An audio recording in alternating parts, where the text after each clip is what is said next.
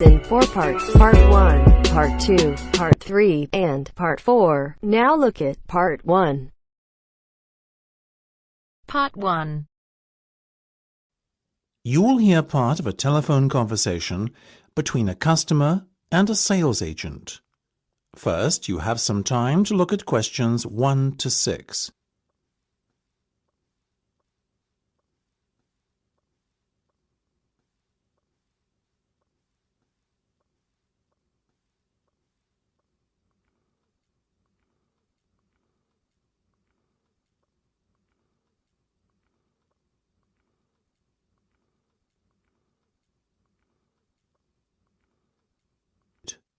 You should answer the questions as you listen, because you will not hear the recording a second time.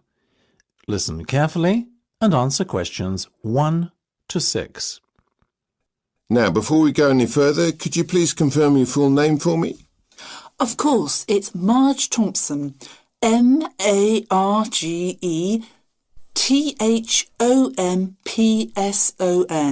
Thank you, Marge. That's great. Now, Marge, the next thing I'm going to do is provide you with a booking reference. You should quote this in any further communication you have with us. OK, just let me get a pen. Go ahead. Very well. It's 777 000 44 22. That's 777 000 44 22. Got it? Yes, thank you. And just to confirm, you want to hire a car for 14 days, is that right? Exactly. Right, I can confirm that you'll be issued with a Tigray Sword Star. What's this Tigray sword thing? Oh, my apologies. That's the model of car we've allocated to you for the hire period. Oh, I see. Sorry, I'm not that well up on car models. No worries. I'll give it to you again. Mind you, it's 2 words. Tigray Sword Star. That's Tigre SWORDSTAR.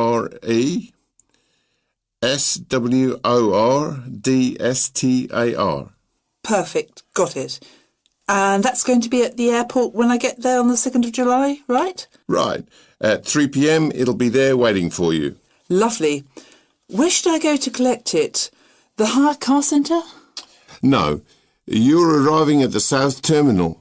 The hire car centre is in the North Terminal Blue Car Park. Instead, your car will be waiting in the South Terminal Blue Car Park. That'll save you a long walk. Oh, even better.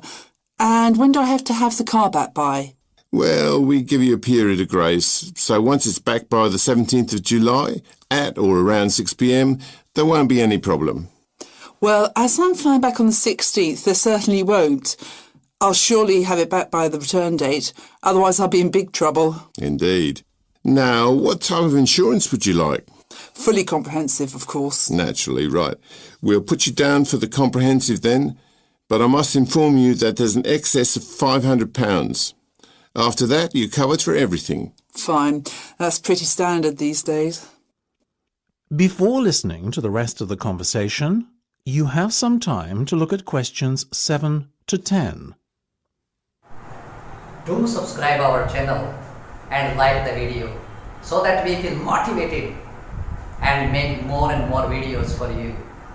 And please press the bell icon so that you can get notification for every new video, which is absolutely free. Thanks. Now listen and answer questions 7 to 10. Now, Marge, how would you like to pay today?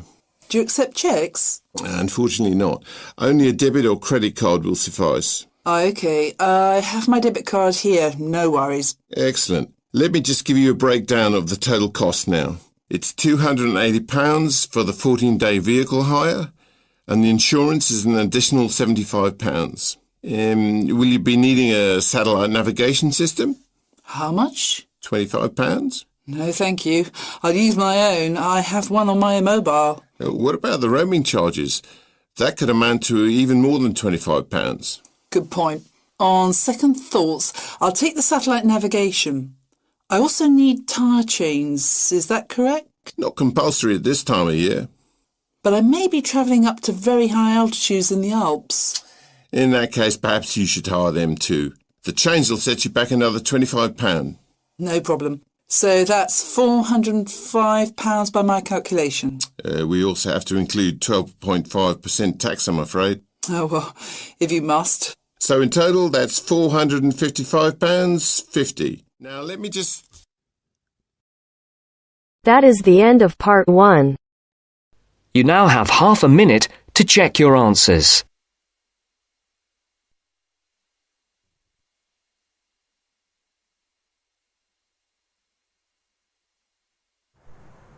Do subscribe our channel and like the videos so that we feel motivated and can make more and more videos for you.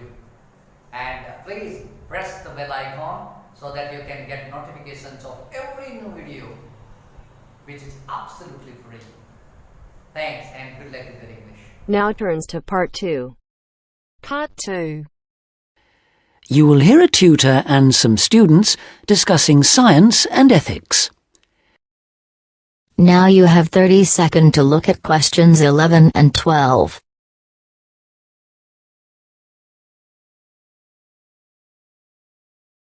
Now answer question 11 and 12. In the 19th century, scientific discoveries took a long time to produce any actual applications, and scientists might have had a case for giving little thought to the social or environmental impact of their work. That all changed in the 20th century, with the huge advances first in physics and then in biology.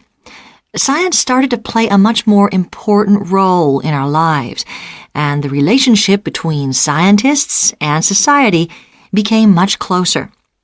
Many scientists became increasingly concerned about the ethics of what they were doing, as they quickly saw the consequences. The benefits, such as vastly improved crop yields and the eradication of diseases like bubonic plague, but also terrible damage in the form of pollution and chemical weapons. Yes, but some scientists still claim even today that their only duty is to make public the findings of their research. They need to do that, of course, but I think the key points are that they ought to stop making any distinction between pure science and applied science, because in practical terms it no longer exists. And also they must accept full responsibility for the consequences of their work. Now you have 30 seconds to look at questions 13 to 20.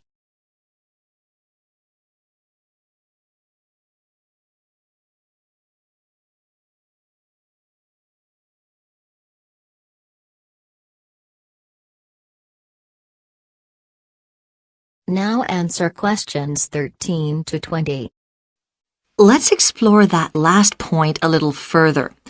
How can scientists put that responsibility into practice?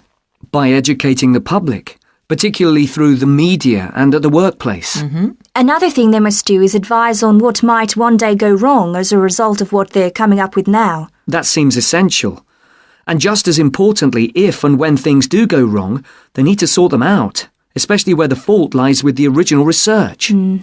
How do you feel about the international role of scientists, given that their work crosses frontiers so readily? I think it gives them, or at least should give them, a global view. In this respect, some of them are better placed than many politicians to see how new discoveries are likely to affect particular parts of the world. But will the politicians listen? Probably not. But I'm not suggesting getting involved with politics or politicians. Much better to raise the public's awareness of scientific issues so they can put the pressure on at election time.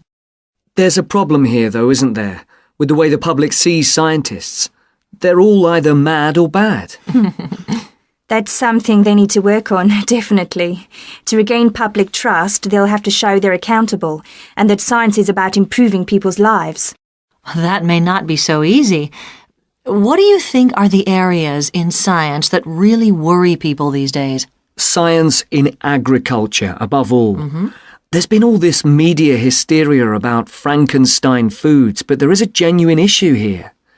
Whether adding specific genes to plants is a valid way of increasing food production, or whether it risks the appearance of new diseases, of superweeds and pests. Which links it to another controversy, using chemicals to control pests.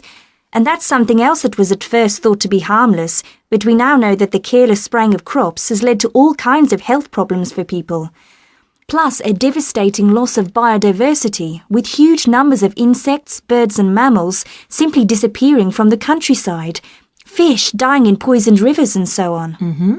And of course, if we're talking about death on a massive scale, then we have to mention the role of science in enabling the military to wage chemical and biological and nuclear warfare, which has destroyed life in so many parts of the world. Okay, I think we've identified some major topics there. There's something I'd like to add, if I may. Mm-hmm. Sure, it's important for scientists and future scientists to talk about major issues like these, but we might also want to look at what we can do or not do in our everyday lives, particularly as many of us will be earning more money than we actually need for basic necessities. I'm thinking here of things like burning fossil fuels by driving everywhere. What do you think? Well, something that scientists seem to do rather too often is take planes to distant places, which is highly damaging environmentally.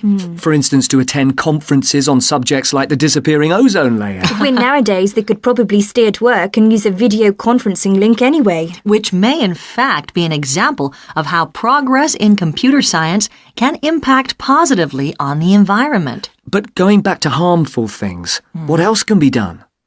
Again, on the air transport theme, there are the huge distances a lot of consumer goods travel before they actually reach the shops in this country. This seems another extreme waste of energy, especially if much of what is being produced and carried is packaging. Perhaps it's worth shopping for more locally produced items.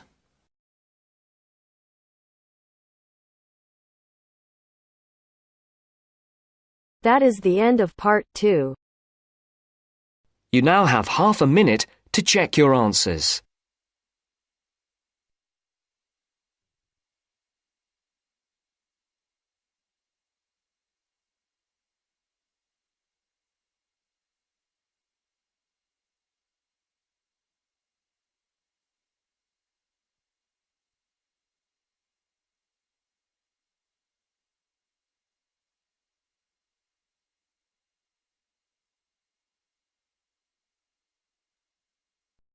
Now turns to part 3.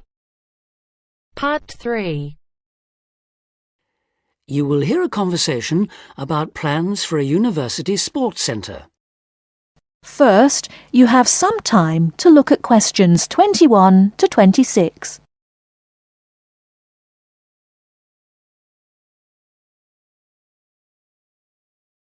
Now listen carefully and answer questions 21 to 26.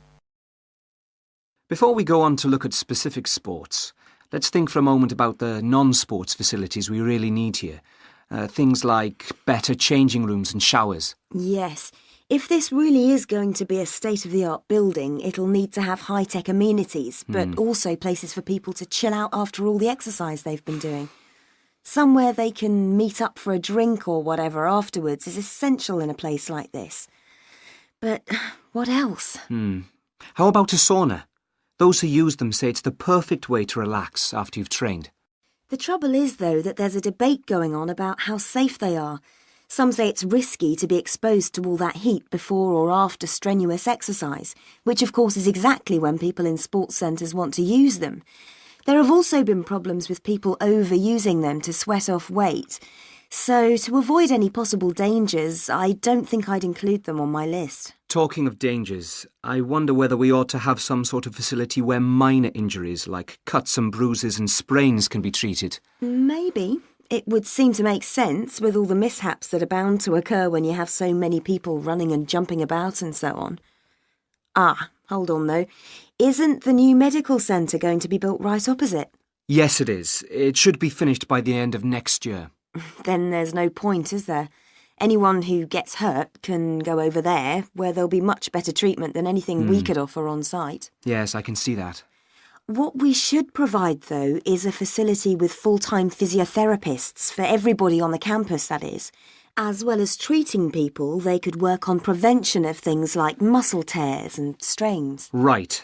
And something else the new place ought to have, also as a way of preventing injuries, is somewhere to test just how fit people are before they start lifting weights or running long distances and so on. Yes, I was going to suggest that. When I was at the Newport Centre, they put me on a static bike to check out my cardiovascular system.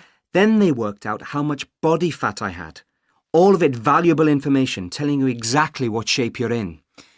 Another thing I've heard some universities do, especially some of the newer ones, is provide rooms and equipment for lectures to take place actually inside their sports centres. How do you feel about that? Well, as it happens, I've got first-hand experience of that too. We used to have some of our sports science lectures right next to the main sports hall, and I think it made what we were hearing about seem much more relevant to the real world. So, in that respect, I definitely think it's a good idea, yes. I can see that, though my own feeling is that we need to have more concrete reasons. The problem is that we won't have unlimited space, and somehow I don't think providing more lecture halls is going to be one of our priorities. So, I'd be against that one, I'm afraid. Anything else? Well, just that I agree about the need to have a place where people can go for a chat and maybe have a coffee or a bite to eat together. That was something I always thought was one of the strong points of the centre in London.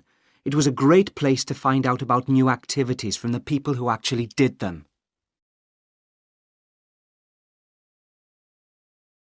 Before you hear the rest of the talk, you have some time to look at questions 27 to 30.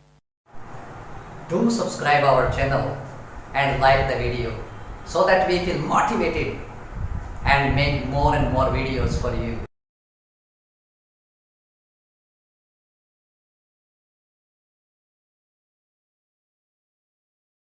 Now listen and answer questions 27 to 30. So what about the main sports facilities themselves? What do we need? Well, we don't need a rugby pitch because there's already one on the campus. The same's true of table tennis, really. Most of the halls of residence for students have their own tables, so there's no point in using precious space here for any more. Agreed. Something none of them have, though, is any sort of pool.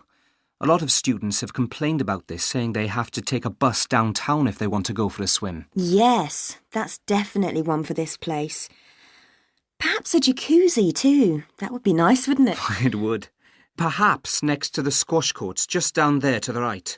They are very popular, by the way. I think we should have a couple more here, don't you? Absolutely. And another sport that's been growing in popularity is volleyball, especially since we did so well at the last Olympics. Don't you mean basketball? Yes, I do, sorry. Anyway, the point is that there is a court in the old gym next to the Students' Union building, but it always seems to be fully booked up, even though it's not very good.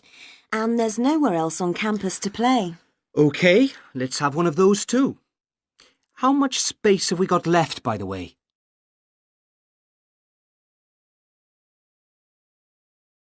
That is the end of part 3.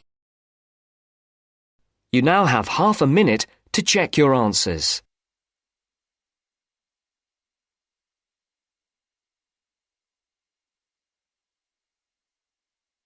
Now turns to part 4. Part 4.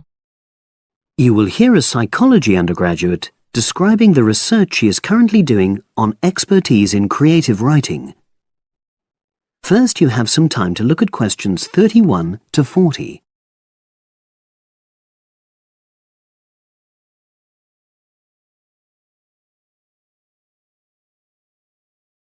Now listen and answer questions 31 to 40. For my short presentation today, I'm going to summarise the work I've done so far on my research project to explore expertise in creative writing. Essentially, I'll share with you the process I underwent to gather my interim findings. First of all, I should give a little relevant background information about myself. Before I started my current degree course in cognitive psychology, I studied English literature, and as you can imagine, this meant I spent a great deal of time thinking about the notion of creativity and what makes people develop into successful writers. However, the idea for this research project came from a very specific source.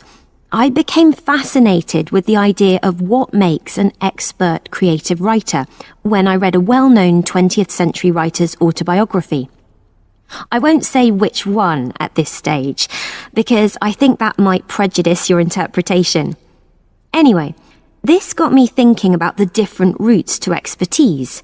Specifically, I wondered why some people become experts at things whilst others fail to do so, in spite of the fact that they may be equally gifted and work equally hard. I started to read about how other researchers had explored similar questions in other fields. I began to see a pattern that those studies which involved research in a lab were too controlled for my purposes, and I decided to avoid reading them. I was quite surprised to find that the clearest guidance for my topic came from investigations into what I call practical skills, such as hairdressing or waiting tables. Most of these studies tended to use a similar set of procedures, which I eventually adopted for my own project.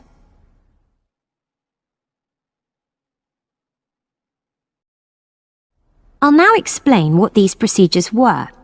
I decided to compare what inexperienced writers do with what experienced writers do. In order to investigate this, I looked for 4 people whom I regarded as real novices in this field, which proved easy, perhaps unsurprisingly. It proved much harder to locate people with suitably extensive experience who were willing to take part in my study. I asked the first 4 to do a set writing task and, as they wrote, to talk into a tape recorder, a technique known as think aloud. This was in order to get experimental data. Whilst they were doing this, a research assistant recorded them using video. I thought it might be helpful for me in my transcriptions later on. I then asked 4 experienced writers to do exactly the same task. After this, I made a comparison between the 2 sets of data, and this helped me to produce a framework for analysis. In particular, I identified 5 major stages which all creative writers seem to go through when generating this genre of text. I think it was fairly effective, but still needs some work, so I intend to tighten this up later for use with subsequent datasets. I then wanted to see whether experienced writers were actually producing the better pieces of writing. So I asked an editor, an expert in reviewing creative writing, to decide which were the best pieces of writing. This person put the 8 pieces of work in order of quality, in rank order, and using his evaluations, I was then able to work out which sequence of the 5 stages seemed to lead to the best quality writing. Now, my findings are by no means conclusive at this point. I still have a long way to go, but if any of you have any questions, I'd be happy to answer them and go.